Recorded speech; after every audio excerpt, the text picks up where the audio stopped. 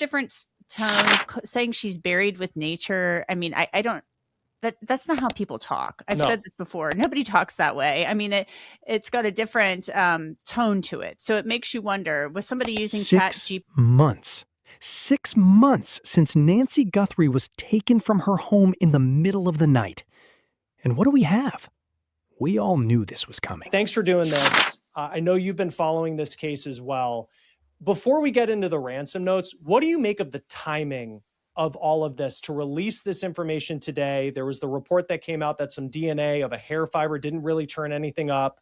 Right. And then a couple hours later, you have this pretty large press release coming in about the ransom notes, and then also information potentially about the person at the front. The mainstream media has been dynamic. They've been pushing the emotional angle, showing us Savannah Guthrie pleading, crying.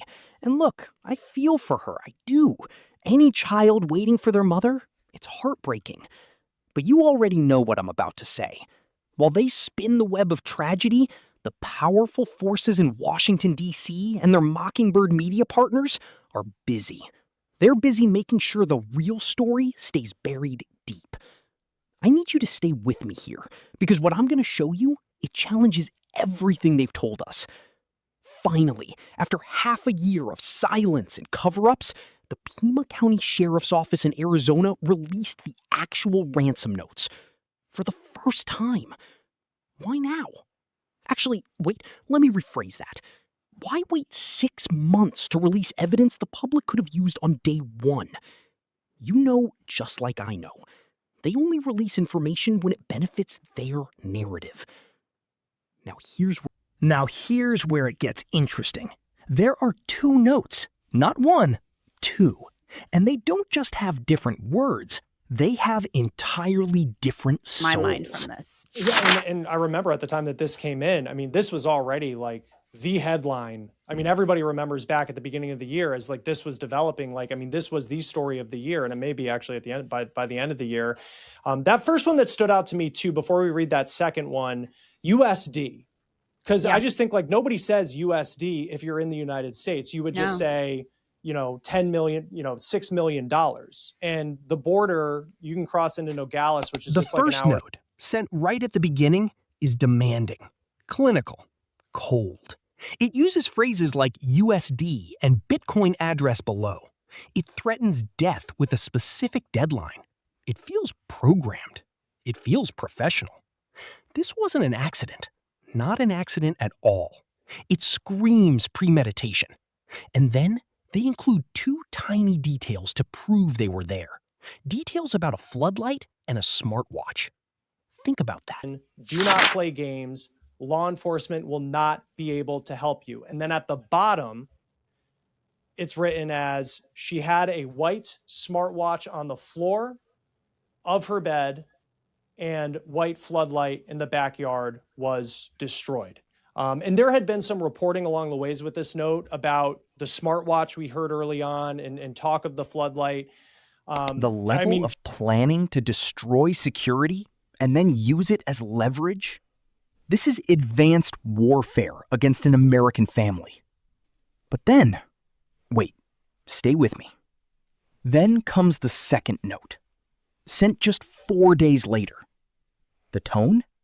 It's not just different. It's a completely opposite frequency. It addresses the entire family, not just Savannah. It claims they didn't realize she was sick. It says she perished shortly after being taken, heart-related. It says she is buried in nature. Nothing you could have done could have changed the outcome. And it ends with, "We are truly sorry." You wonder, was somebody using ChatGPT to write these, AI or something? But, we are truly sorry.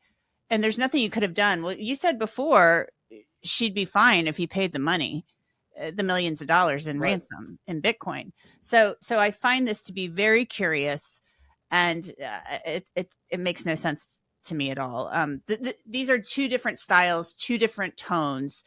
And a kidnapper who threatened horrific death just days ago is suddenly filled with remorse and offering spiritual platitudes? It makes no sense. None. Unless we all knew this. It wasn't one person. These notes reveal distinctive patterns that reflect entirely unique linguistic styles. Part of this is a very big clue. That is not the way that Americans write and talk about currency. Nobody talks like that. So it could be somebody in Mexico. Two different writers. One cold, calculating, demanding USD like a foreign operative. The other sounding emotional, guilty, desperate to soothe the family's pain. So we have a ruthless professional and a guilty amateur working together? That's what they expect us to believe? You and I both know the deep state and their partners love to complicate things to keep us guessing. Let me tell you something personal. Something that deeply bothers me about this entire spectacle. When you look at the evidence they did show us, the video of Porch Guy with his ridiculous backpack and the mask where you can still see his face, it looks like a bad Halloween costume. And how many of them, like former FBI agents, former, major city law enforcement would say this guy just looks like an absolute amateur, right? Like it's the backpack and he's like got this mask that you can still kind of see parts of his face. And it's like, it does look like a guy where if you were to like AI, hey, what does a burglar look like? I mean, that's the Halloween costume. And yet mainstream law enforcement, former FBI agents, they all said this guy was an absolute amateur. Donald Trump was pushing this story. Kash Patel was pushing this story. The entire weight of the FBI, the CIA, and all these acronym agencies were supposedly putting a ton of effort into this. This is 6 months since she went missing. Like where was this maybe back 6 months ago? Like, why now making this call out to the public? Because they put out the videos and then kind of the news conferences stopped. And then now 6 months later, you just worry that they're really in this place where they're just hoping the phone call comes in with the tip that cracks this case. And that could be their hope. I mean, this could be. And yet 6 months later, we're back to if you see something, say something. They can track a single taxpayer dollar through 10 offshore accounts, but they can't find one amateur on a porch? Here's the part nobody talks about. The FBI was in charge of the digital forensics. They were tracking the Bitcoin wallet. They were extracting the video from the Ring camera. But it was the sheriff's office that put this information out. The sheriff, Chris Nanos, has been dynamic. He's been facing intense criticism. There's been open tension between his office and the FBI. Kash Patel publicly stated the FBI wasn't even brought in until 4 days later, meaning precious time was lost. And yet they claim they are working together, collaboratively. This is classic bureaucratic doublespeak. You know just like I know that when the feds show up, they take over. And if something goes wrong, they blame the locals. But before I get to the most damning part, let's think about that second note again. Buried in nature. Truly sorry.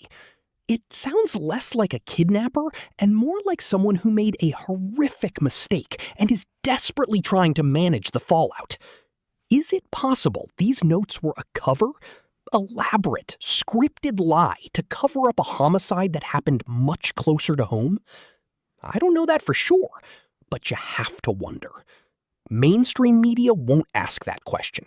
Corporate politicians won't ask that question. Wall Street banks funding these networks won't ask that question. And that is why I need you to understand the broader cultural moment here. This story isn't about Nancy Guthrie, not really. It's about how the entire system, from Washington, D.C. to corporate media to the black boxes of the FBI, operates as one single protected entity. They use emotional stories to keep us distracted while they protect their own.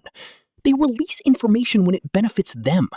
In the comments, who do you think wrote that second note? And why won't the FBI let us see the rest of the file?